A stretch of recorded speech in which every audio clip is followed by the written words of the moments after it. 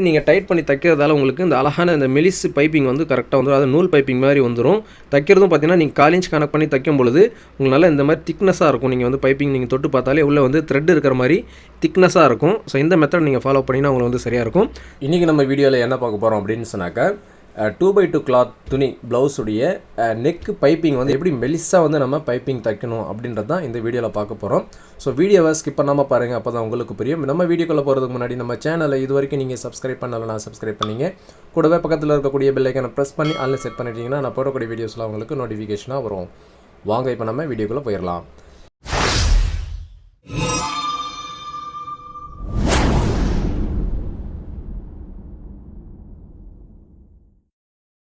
இப்போ ப்ளவுஸ் பார்த்தீங்கன்னா நம்ம ஃபுல்லாக வந்துட்டு ரெடி பண்ணிட்டோம். அதான் பேக் பார்ட் ரெடி பண்ணிட்டோம்.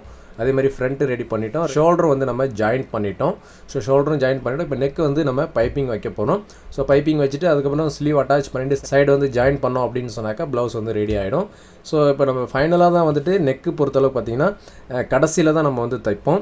பட் இந்த மாதிரி பைப்பிங்லாம் தைக்கணும் அப்படின்னா கொஞ்சம் பொறுமையாக நுணுக்கமாக தைக்கணும் அப்படின்னு சொன்னாக்கா நீங்கள் இந்த மெத்தடில் அதாவது சைட்லாம் க்ளோஸ் பண்ணாமல் ஸ்லீவ்லாம் அட்டாச் பண்ணாமல் இந்த மாதிரி ஃப்ரீயாக இருக்கும்போது நீங்கள் வந்துட்டு நெக் வந்து ஸ்டிச் பண்ணிக்கலாம். ஸோ இப்போ வந்துட்டு அந்த பைப்பிங் வந்து எவ்வளோ மெலிசாக வந்து தைக்கலாம் அப்படின்றத பார்க்கலாம்.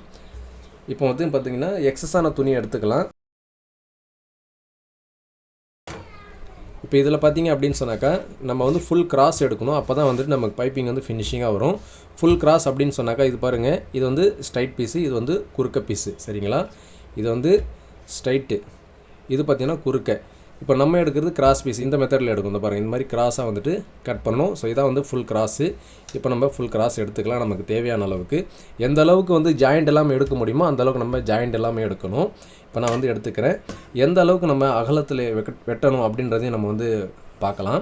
இப்போ ஃபஸ்ட்டு பார்த்தீங்கன்னா இந்த மாதிரி கிராஸ் பீஸ் வந்து கட் பண்ணிக்கலாம். ஸ்ட்ரைட்டாக வந்து உங்களுக்கு கிராஸ் பீஸ் கட் பண்ண வரலன்னா நீங்கள் ஸ்கேலால் கோடு கூடும் போட்டுங்க. கோடு போட்டு கூட நீங்கள் வந்துட்டு கட்டிங் வந்து பண்ணலாம். இல்லை உங்களால் கோடு போடாமல் ஸ்ட்ரைட்டாக கட் பண்ண முடியும்னா நீங்கள் இந்த மாதிரி கூட ஸ்ட்ரைட்டாக வந்து கட் பண்ணிக்கலாம். இதில் வந்து 2 மெத்தட் இருக்குது. ஒன்று பார்த்தீங்கன்னா நம்ம கொஞ்சம் எக்ஸஸாகவே கட் பண்ணிவிட்டு அதுக்கப்புறம் நம்ம சரி பண்ணி தைக்கலாம். இல்லை ஸ்டார்டிங்கில் நீங்கள் வந்துட்டு சரி பண்ணி கட் பண்ணிக்கணுன்னாக்கா ஒரு 3/4 இன்ச் நீங்கள் துணி கட் பண்ணணும். அகலம் பார்த்தீங்கன்னு சொன்னாக்கா 3/4 இன்ச்சில் நீங்கள் வந்துட்டு கட் பண்ணணும். கரெக்டாக 3/4 இன்ச் மட்டும்தான் நீங்கள் கட் பண்ணணும். இது ஒரு மெத்தடு. ஏற்கனவே நம்ம வந்து பைப்பிங் வீடியோலாம் போட்டிருக்கிறோம். அதில் பார்த்தீங்கன்னா உங்களுக்கு வந்து 1.25 1.5 இன்ச் வரைக்கும் கட் பண்ணிவிட்டு அதுக்கப்புறம் ஒன் சைடு மடித்து தைச்சிட்டு அதுக்கப்புறம் நம்ம சரி பண்ணுவோம், லெவல் பண்ணுவோம். இப்போ நீங்கள் டைரெக்டாகவே வந்துட்டு நீங்கள் 3/4 இன்ச் துணி எடுத்திங்கன்னா உங்களுக்கு வந்து சரியாக வரும். இப்போ இதான் வந்து 3/4 இன்ச் துணி. இந்த 3/4 இன்ச் துணி கணக்கில் நீங்கள் வந்துட்டு இப்போ இதை வந்து கட் பண்ணிக்கலாம்.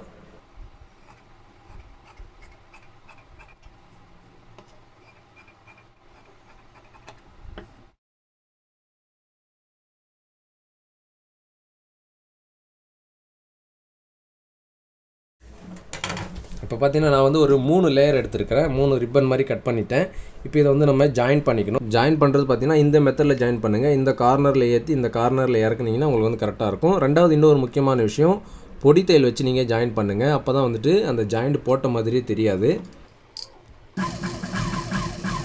இப்போ இது ஒரு ஜாயின் பண்ணிட்டோம். இப்போ இந்த பீஸை வந்துட்டு இன்னொரு ஜாயிண்ட் அப்படியே தொடர்ச்சியாக வந்து ஜாயின் பண்ணிக்கலாம்.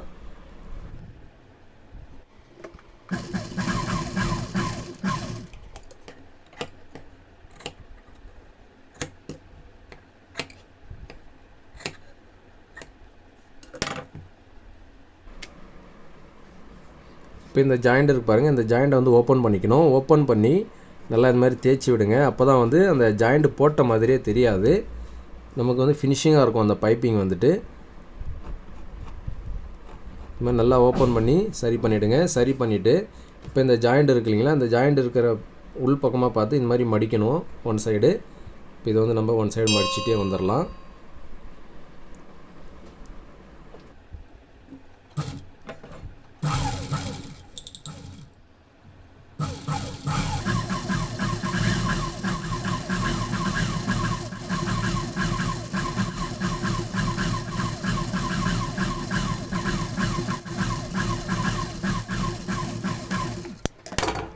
இந்த பாருங்கள், இந்த மாதிரி வந்துட்டு ஒன் சைடு வந்து மடித்து தைச்சிக்கணும். இந்த மாதிரி மடித்து தைச்சிட்டிங்கன்னு சொன்னாக்கா உங்களுக்கு வந்து சரியாக வரும். இப்போ இது அப்படியே நம்ம என்ன செய்கிறோம்னாக்கா இந்த வாட்டத்தில் எடுத்துக்கலாம். இப்போ இது வந்து மடிப்பு, சரிங்களா? இந்த வாட்டத்தில் இப்போ நம்ம இப்படி வச்சு தைக்கணும் ப்ளவுஸில். இப்போ ஃப்ரண்ட் பார்ட் லெஃப்ட்லேருந்து நம்ம ஸ்டார்ட் பண்ணணும். அதே மாதிரி ஜாயின் பண்ணும் இந்த ஜாயிண்ட் பார்த்திங்கன்னா ஷோல்டரோட ஜாயிண்ட்டு பேக் பார்ட்டை வந்து பார்த்த மாதிரி இருக்கணும். இப்போ இது இப்படி வச்சு நம்ம தைச்சிட்டே வந்துடலாம். நல்லா கவனிங்க. இப்போ இந்த ஜாயிண்ட் இருக்கு இல்லைங்களா, இந்த ஒன் சைடு நம்ம தைச்சோம்ல அந்த பிசர் வந்து இது மாதிரி மேல் பக்கமாக இருக்கணும். இப்படி மேல் பக்கமாக வச்சு இந்த மாதிரி வச்சு நம்ம ஸ்டிச் பண்ணிகிட்டே வரணும். இதில் வந்து நீங்கள் ஒரு 1/4 இன்ச் கனெக்ட் பண்ணி அப்படியே தையல் போட்டுகிட்டே வரணும். அப்படி தையல் போடும்போது இந்த பீஸ் இருக்கு இல்லைங்களா, இந்த பீஸை வந்து லைட்டாக வந்து இழுத்த மாதிரி இருக்கணும். இது வந்து நார்மலாக ஸ்டிச் பண்ணணும். இது மட்டும் லைட்டாக இழுத்த மாதிரி தைக்கணும். எந்த இடத்துல இழுக்கிற மாதிரி தைக்கணும்னாக்கா இந்த மாதிரி பெண்டாக இருக்கிறதெல்லாம் லைட்டாக வந்து இழுக்கிற மாதிரி நம்ம தைக்கணும். அப்போ தான் வந்து நம்ம திருப்பும் பொழுது அந்த ஃபினிஷிங் நமக்கு வந்து கரெக்டாக வரும்.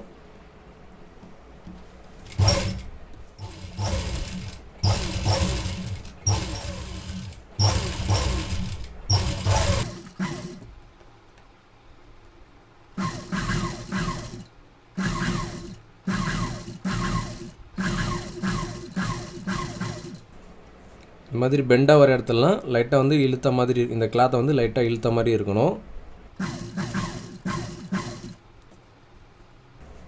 எக்காரணத்தை கொண்டும் ப்ளவுஸ் பீஸை வந்து பெண்டாக இருக்கிற இடத்துல இந்த ரவுண்ட் ஷேப்லலாம் வந்து ப்ளவுஸ் பீஸை வந்து இழுத்துறக்கூடாது. இழுத்திங்கன்னா உங்களுக்கு வந்து பைப்பிங் வந்து அன்ஃபினிஷிங் ஆகிடும். அதை நீங்கள் கவனமாக பார்த்து வைக்கணும்.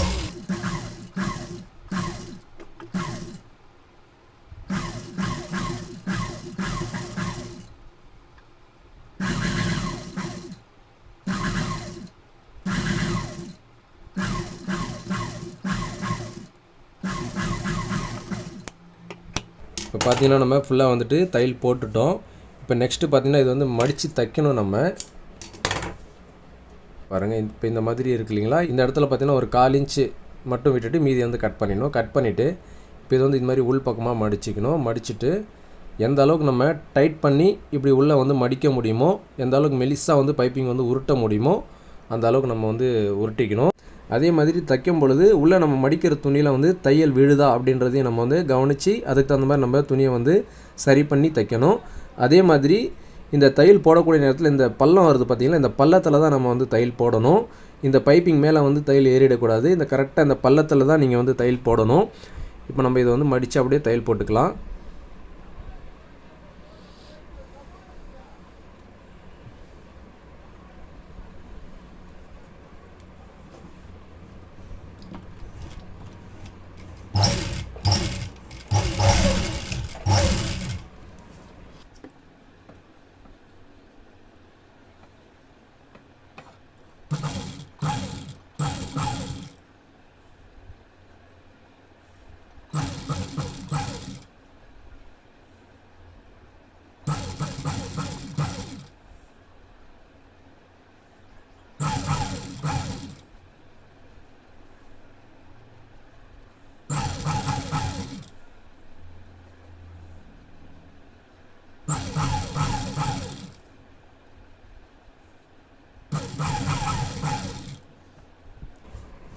நல்லா கவனிங்க. இப்போ இந்த மாதிரி நம்ம உருட்டிட்டு வரோம் அப்படின்னு சொன்னாக்கா, இந்த மாதிரி உருட்டும் பொழுது என்ன செய்யணும், அதுக்கப்புறம் இந்த துணியை வந்து இந்த மாதிரி இழுத்து பார்க்கணும். இழுத்து பார்த்தீங்கன்னா உங்களுக்கு வந்து தெரியும் எந்த அளவுக்கு வந்து பைப்பிங் வந்து அந்த ஷேப் கரெக்டாக இருக்கா அப்படின்றத லெவல் பண்ணிகிட்டே வரணும். அதனால் நீங்கள் வந்துட்டு இந்த விரலால் டைட் பண்ணணும். இப்படி டைட் பண்ணணும். இந்த கையால் பார்த்தீங்கன்னா அந்த துணியை வந்து இந்த மாதிரி சரி பண்ணணும். சரி பண்ணும்போது உங்களுக்கு எவ்வளோ வந்துட்டு பைப்பிங் வேணுன்றது உங்களுக்கு தெரிஞ்சிடும். அதுக்கு தகுந்த மாதிரி நீங்கள் வந்து அப்படியே ஸ்டிச் பண்ணிகிட்டே வரலாம்.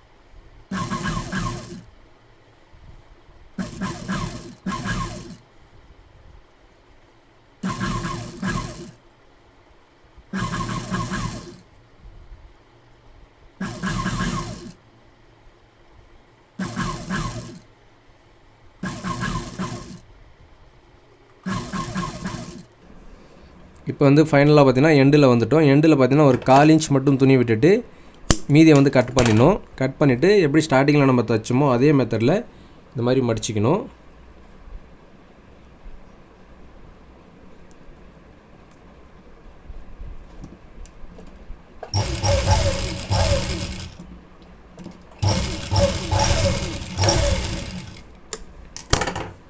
பார்த்திங்கன்னா நம்ம வந்துட்டு மெலிசாக வந்து பைப்பிங் வந்து நம்ம ஸ்டிச் பண்ணிட்டோம். எந்த அளவு ஃபினிஷிங்காக வந்துருக்கு பாருங்கள். இந்த அளவுக்கு நீங்கள் வந்துட்டு மெலிசாக வந்து பைப்பிங் வந்து நீங்கள் ஸ்டிச் பண்ணலாம். இப்போ நம்ம வந்து கிட்ட காட்டுறதால உங்களுக்கு வந்து கொஞ்சம் பெரிய சைஸாக உங்களுக்கு தெரியலாம். வீடியோ வந்து ரொம்ப ஜூம் பண்ணி காட்டுறதால உங்களுக்கு வந்து பைப்பிங் வந்து பெருசாக இருக்கிற மாதிரி தெரியும். ஆனால் வந்து பார்த்திங்கன்னா ரொம்ப மெலிசான பைப்பிங் தான் நம்ம வந்து வச்சுருக்கிறோம். ஒரு நூலை விட நூல் பைப்பிங் போட்டால் எப்படி இருக்குமோ அந்த மெத்தடில் நம்ம வந்து பைப்பிங் வந்து ஸ்டிச் பண்ணியிருக்கிறோம். உள் பக்கம் பாருங்கள், உள் பக்கமும் நமக்கு எக்ஸ்ட்ரா துணி இல்லாமல் கரெக்டான அந்த ஸ்டிச்சிங்கு தகுந்த மாதிரி வந்துட்டு மடிப்பு வந்துருக்கு பாருங்கள். ஸோ இந்த மெத்தட் நீங்கள் வந்து ஃபாலோ பண்ணிங்கன்னா உங்களுக்கு கரெக்டாக இருக்கும். அதை 3/4 இன்ச்சு அகலத்தில் நீங்கள் வந்துட்டு கிளாத் வந்து கட் பண்ணணும். ஃபுல் கிராஸ் எடுக்கணும். அதே மாதிரி தைக்கும் பொழுது அந்த கிராஸ் பீஸை வந்து இந்த ரவுண்ட் ஷேப்லலாம் பார்த்திங்கன்னா கொஞ்சம் டைட் பண்ணி தைக்கணும். இப்படி நீங்கள் டைட் பண்ணி தைக்கிறதால உங்களுக்கு இந்த அழகான இந்த மெலிஸ் பைப்பிங் வந்து கரெக்டாக வந்துடும். அது நூல் பைப்பிங் மாதிரி வந்துடும்.